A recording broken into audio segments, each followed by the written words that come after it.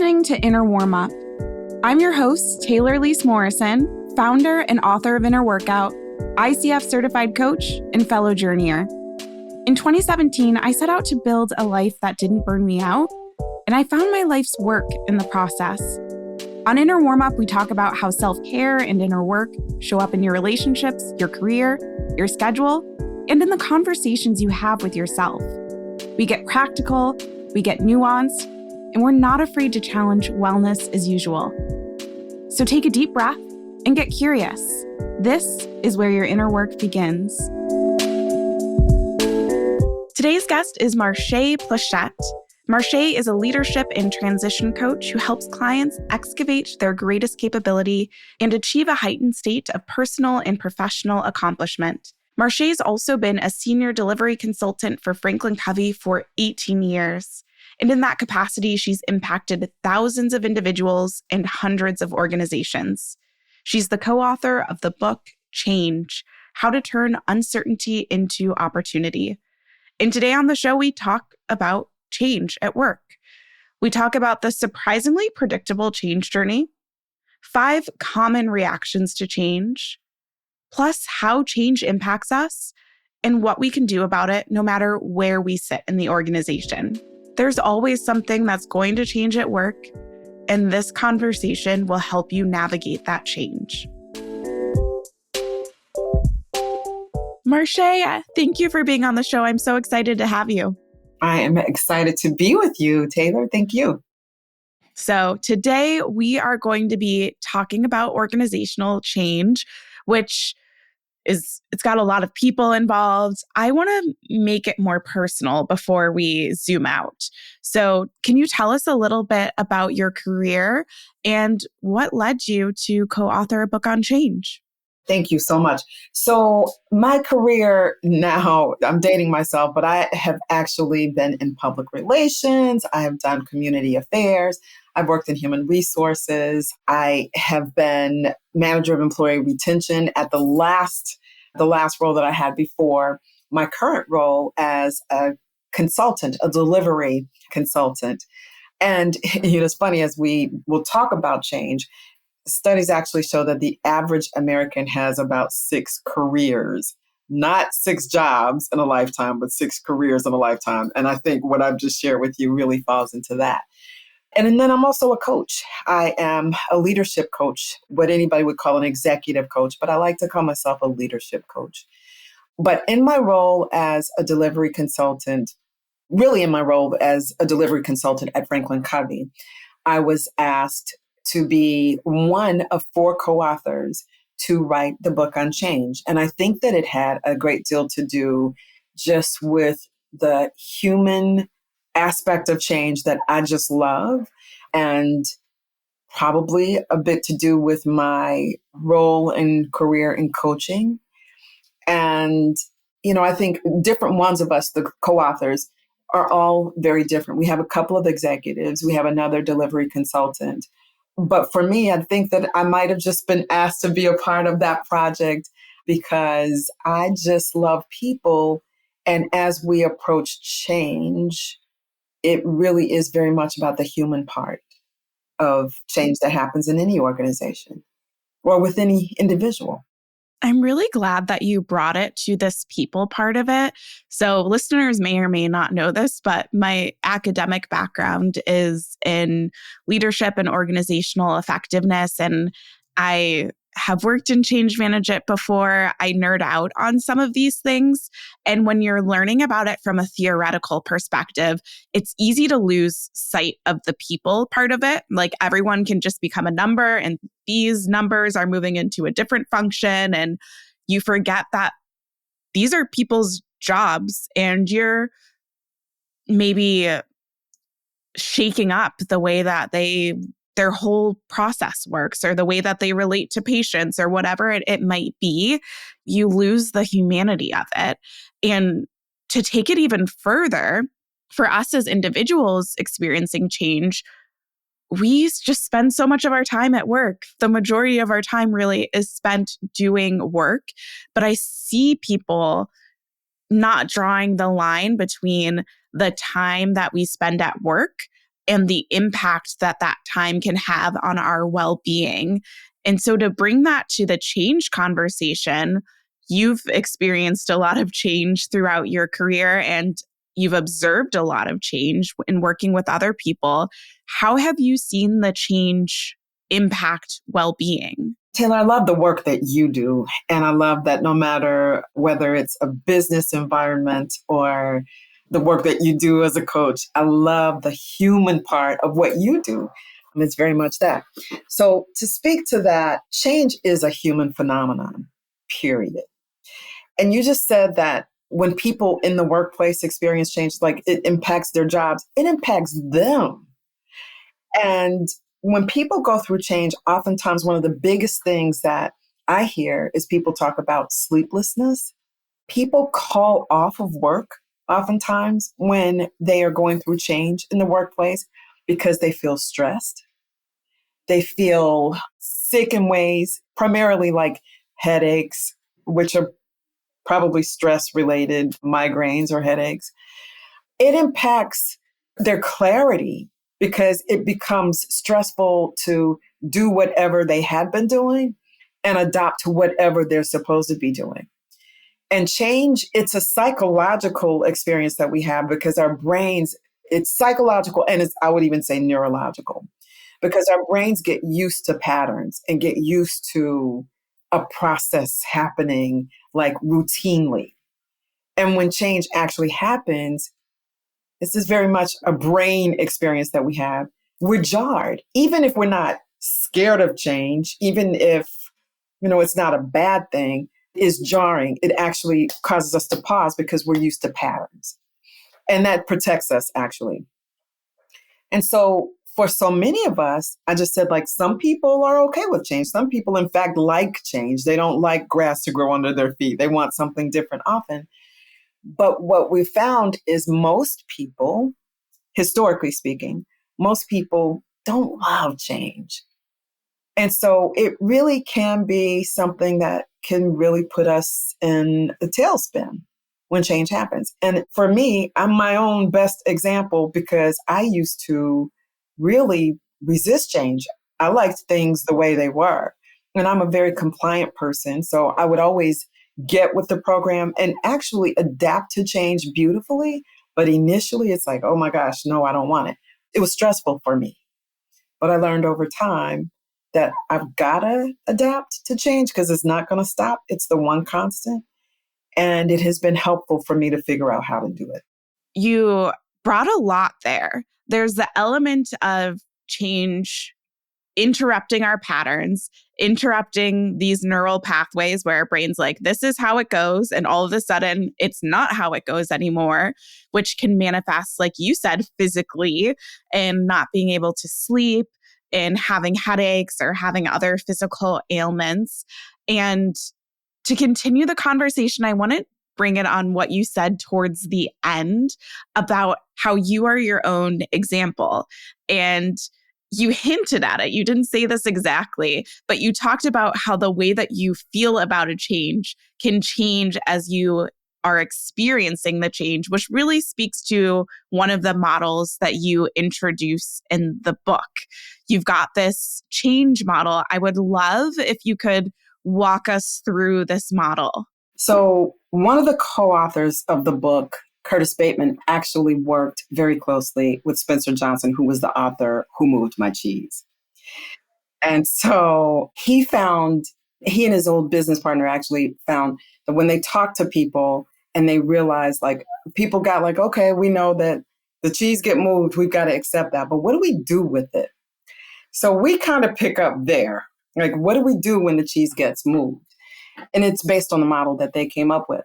But the model, there's a predictable pattern of change that if we can understand it, really can help us get through it. Because remember, our brains get used to patterns, and there is a pattern to change, no matter what it is. So the first part of change is the zone, what we call status quo. And it's where we're doing business as usual. We know how things work. We're masters of whatever it is we're doing. And in some ways, we might be bored with what we're doing. We might take for granted and not have as much quality in what we were doing in the zone of status quo. And it could be that we're experts and we do excellent, right? But that's not always going to be. And so when change happens or when change, people start to talk about change, it kind of starts to take us to this place where it's the zone of disruption. And there's going to be a drop in results. And the zone of disruption, it's when oftentimes it feels like the rug has been snatched from beneath us. When people have questions, they want to know what is changing or what just changed. Why did it change? And what does that mean for me? And by the way, I'm saying that, but I also want to put on the minds of those who are listening, it also applies to change that we come up with. But oftentimes, particularly in the workplace, it's change that somebody else has come up with. But in the zone of disruption, people have questions. And it's so important that we get as much clarity as we can. Because until we're clear about what's happening, we're not as eager or not as open to moving forward. So there's this thoroughfare, if you will, that we call the point of decision. And we can only reach the point of decision when we get enough information to have a little bit of confidence to try to indulge in the change. So if we get to that point, we can get enough information, we go through the point of decision, and that puts us into the zone of adoption. And in the zone of adoption, and by the way, there's this curve, because you just heard me say in the zone of disruption, there's this dip. And it's a dip in results. You're not going to do things as quickly. Time and results are going to be different. The quality may be different. The time it takes to do something may be different in the zone of disruption. So we don't want that to be so deep, and we certainly don't want to stay there so long. So we want to get, to the next phase. The next phase, obviously, as I've just said, was the zone of adoption. The zone of adoption, we agreed to try to work through change. But it doesn't mean that we're going to be masters. Like, we don't know yet, but we're going to try. So we call it the spaghetti bowl, because it's not such a smooth upward curve. It's kind of like I tried and it didn't work so great. And I tried something else and it didn't work so great. And by the way, a McKinsey study actually shows that over 70% of organizations' change initiatives fail. They fail to reach the goals as they initially thought they would be. That's a lot. That is a lot. And they fail actually in the zone of adoption. And not in the zone of disruption do people say, hey, I'm out, I don't want to do this. It's like sometimes people do, but it's in the zone of adoption where people are trying. So it's a lot of work to do. We got to persevere. We got to do practical things to persevere.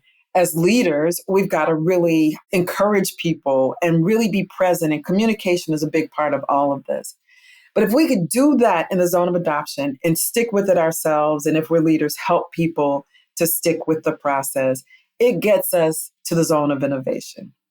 And the zone of innovation is where I call it's leveling up. It's where you don't waste that energy that you had, that all that it took to get through change. It's where you look around and you see and you explore what's possible in addition to this not being hard anymore and having mastered whatever the change is. What else can I get from this? And most of the time, there's something greater that we could get. Like COVID taught us we could do all kinds of things that we didn't know. People got innovative. Many people wrote books, started businesses, got creative and did things more. We're doing telehealth even today. That started to be very popular during COVID, all kinds of things. So in the zone of innovation, it's where we figure out, how do I level up and what have I learned from this change? So what can I get more? And what have I learned about my capability of getting through change? So that's the model. And if we can understand that, and there's some things to do, some skills that we could master in that process, and even understanding our reactions to change, that in and of itself can be very helpful to navigating change. Yeah, there's something about knowing, I like that you said there's a predictable model. And when you were talking about that dip at the bottom, like you could stay out in that dip for a long time if you wanted to, or you can choose to take some steps both proactively and reactively to move towards the adoption. I also heard what struck me as you were saying that is we don't always get to choose whether or not change happens to us. Like change is going to happen. Sometimes we get to initiate the change. A lot of times we don't. But what I heard through that model was a lot of places where we get to make decisions. Sometimes we feel like change happens to us. And sometimes we feel like change happens with us. But a lot of times people really do feel like it's change imposed and you feel helpless. And there are strategies and there are tips and skills for us to be able to get through it when we feel that way, even. Yeah, I like that. And I would guess that there are a lot of people listening who have at least one change that they've recently experienced that does feel like it is imposed on them. So, what advice would you give to someone who is hearing about this change model and is like, yeah, I guess I should learn about this because people at my work or people in my family keep imposing these changes on me? So oftentimes change happens. It wasn't our idea, but we're a part of the team, the company, the family, the institution that is saying, this is the new, this is what we've got to do. And the first thing that I would say, and this sounds so simple, but we need to be reminded, it really is to pause. Pause and just get a feel for how am I feeling? Because the impact of change can be dizzying. It could get our brains offline for a moment. It can be jarring. So it really is pause and be easy with ourselves and ask ourselves, breathe, like get our brains back on track and then ask ourselves, like, how am I feeling? And I do want to share the reactions with you because there are 5 common reactions to change. One reaction is to move. Some people they like change, so they're ready to go. Some people, they resist. And those are persons who don't like the change. They sometimes secretly or covertly say to people, I don't like this. This is silly. I can tell you it's not going to work. And sometimes they're very overt and they're very vocal with it. There are people who wait. And that used to be me. Like they are looking at how are other people doing with the change. And so they're just trying to see, like, how does this work? And then they'll get with it. And then there are those who minimize. They don't really love the change, but they'll move as much as possible, as little as is necessary. And then there are those who quit. They think like, this isn't for me. I didn't sign up for this. So it's helpful to be able to name, how are you feeling? What is your reaction? And by the way, we could feel all 5 of the ones that I've just named in one change experience. But how am I feeling? And then ask yourself, is how I'm feeling or my reaction to this, is it helping? Is it helping me or is it helping others? Or am I preventing progress? Am I causing more challenges for myself? So then we encourage you to work within your circle of influence. Be honest, be easy with yourself and get it off your chest. What are the things that are really bothering me about this change? Get it off your chest and then think, what can I do something about? What is within my circle of influence? And then when you do that, like get as much information as you can. Because the more information you have, like that is just orienting what I've just shared. Like, what's my reaction? How am I feeling? Get my head back straight. And then what can I do something about? What you can do something about is get as much information as you can. Use all of the resources that you can, whether it's given from the powers that are telling you to do this change, or has someone just recently said they have a sign in their office that says, don't ask me, Google it. It's like, use your resources to find out, how is this best done? How have others done it? Those are some simple things and practical also, I might say, that people can do. I love that. Thank you for breaking down those different reactions, those 5 different reactions that we can have to change. I also loved hearing you share the steps that we can take to examine our own reactions, which are so rooted in mindfulness and self-awareness and bringing us back to the present moment so that we can see, to use your language, what's within our circle of influence.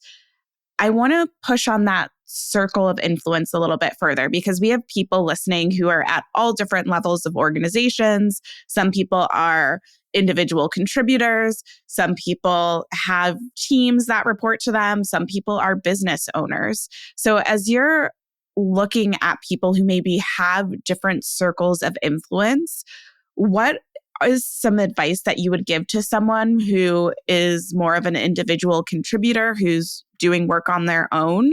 And what advice would you give to leaders who can hopefully influence their employees' experience of change? So for individual contributors, I encourage you to do exactly what I've just shared. And I will add again, be easy with yourself and also committed to being a part of the solution.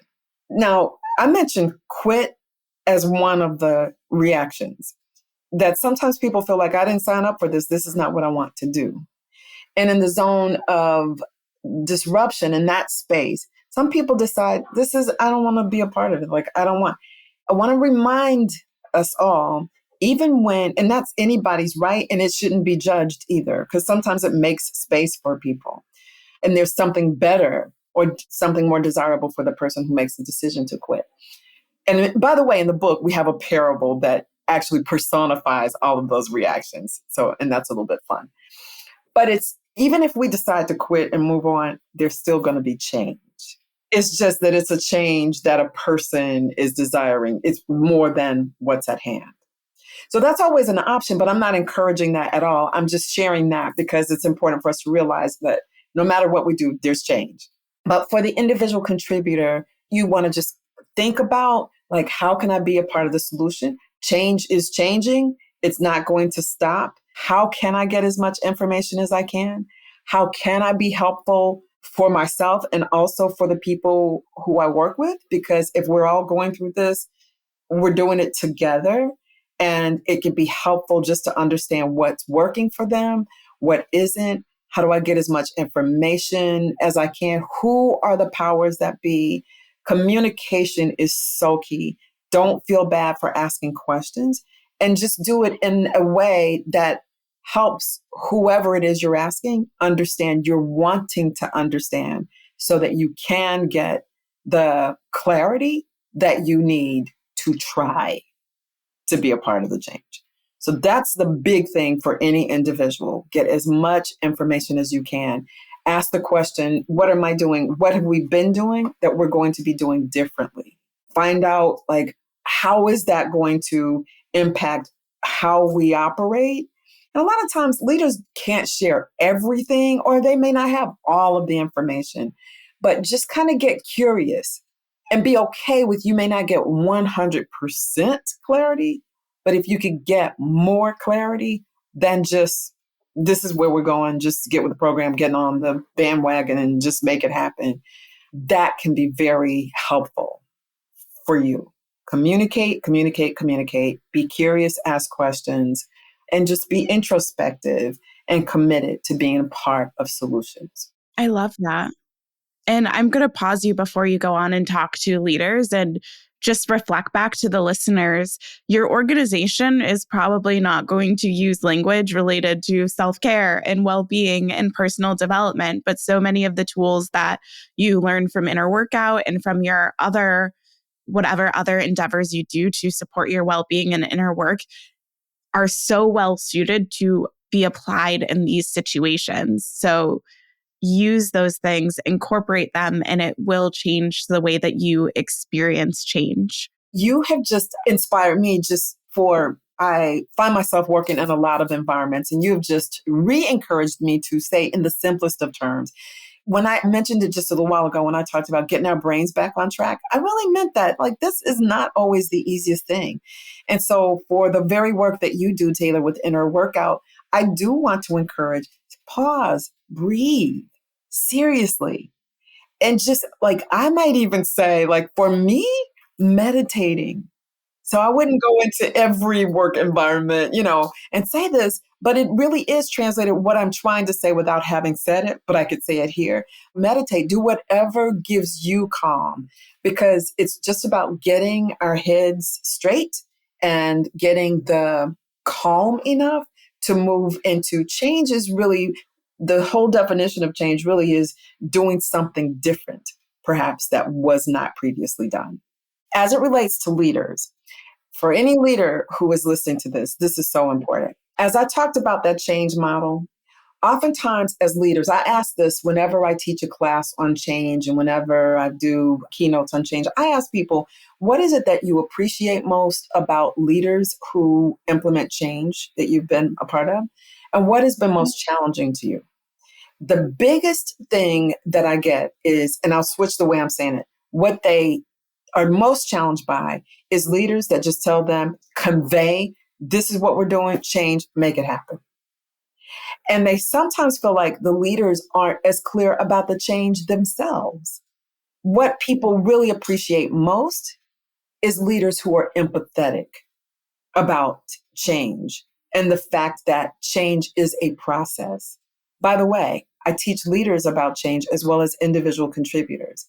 And with the leaders, we approach it just as if they were individual contributors. And when I ask them to finish the statement, change is the same things that individual contributors do. They say scary, daunting, hard, constant, all of the same things. So I have to remind them for all of the reasons that you said, change are these things.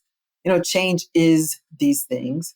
For all of those reasons, we got to be empathetic when we tell people we're about to embark upon change. In that model that I mentioned, at the start, if you can imagine, if you can envision for those who are listening, at the zone of status quo, in the zone of status quo, a ladder where a leader is standing at the top, kind of top stairs, and they're pointing to the zone of innovation, saying that's where we're trying to go. You see the end that you're trying to get. By the time it got to the leaders, and sometimes the leaders are where the change comes from, but oftentimes even for the leaders, by the time it gets to you to give to the people, it's already been analyzed, it has been strategized, and somebody has thought about this for a long time. And then we're asking individual contributors to just do it. We can't just convey change that way.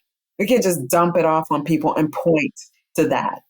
It's important for us to make sure we understand, come down the ladder just a little bit, get with them, get a compelling case that you can convey, communicate. That's the better word that I'm wanting to use than convey. You want to communicate to them. Think about what's happening, why is it happening, and what it means to them. Be able to convey that to them, communicate that to them. I want to use the word communicate. So make sure you communicate well to your team members what's changing and give them some empathy. Let them know, I know this isn't easy. And you don't even have to be covert and secretive about it was hard when I first heard it.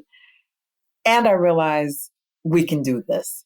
So you've got to be encouraging. You've got to be inspiring. You got to work through it yourself as leaders. And then every step of the way, that same model in the zone of disruption is going to be important to communicate, because you're trying to just get people to say, I'll try, get them to that point of decision. In the zone of disruption, you still can't leave them. You want to communicate, let them know you're in it with them and make sure that they are inspired and they are a part of the change and you get their ideas because they didn't have anything to do with it. So you got to start getting them like, what do you think can work? What's one thing that you think we could do that could make this a little bit easier? Like get them engaged, get them involved. In the zone of innovation and in the zone of disruption, it's important for us to celebrate small wins. Don't wait till it's all over because that's a bummer. Like you want to really encourage people. So it's a process. That's what I would encourage leaders to do. Thank you for that. And I love that you tacked on celebration. It's something that I work on all the time with one-on-one clients, but it's something just generally, societally, as a human species, we struggle to celebrate. We always want to go on to the next thing, especially in change. So many of the changes that we're seeing at work are changes that take a long time to fully happen. I remember I left an organization and they were just starting to talk about implementing something. I was gone for, I guess, close to a couple of years. And I came back and the change was still happening. Like it can take a long time. And so if you're not celebrating within it, it's really, really easy to disengage. Yes, yes. And the entire time, small wins, celebrate the small ones because that's what keeps people wanting to be a part of it. Yeah, it reminds us like, okay, this feels hard, but we're further along now than we were before. So I want to end with a fun little question. So if you could wave a magic wand and this magic wand gives you the power to change one thing about how all organizations approach change, what would you use that magic wand to do? That magic wand would inspire leaders to understand that the human part of getting through change is as important as the change initiative itself. And they may see it as soft skills, but it's really power skills. It's that one thing that we approach anything with that makes all the difference in our leadership. Leaders are leaders because they're smart and they've accomplished some things. But a lot of times that people part, we kind of blow off. So that magic wand would be, don't blow off the people stuff. It's the cutting edge of really moving forward with change. I love that note to end things on. It's really a full circle. Like change is about people as individuals moving through changes in organization. And if you have a team, and even if you are not leading the team, you're seeing how your teammates are responding to change. And there might be opportunities for you to lead from your seat to help share information or to create space for people to say, yeah, this is hard, and then encourage each other to find new solutions and move forward. So even if you don't technically have people reporting to you, you still can be adding that people element into the change experience. Marché, thank you so much for coming on and letting me nerd out a little bit about organizational change. If people want to learn more about you and stay connected to the work that you do, where can they find you? Thank you so much for asking that. I can be found on LinkedIn, and you can find me under Marché Pleshette, and that's Marche. And Pleshette is spelled Pleshettete. Or I can also be found on Instagram under Extraordinary Outcomes.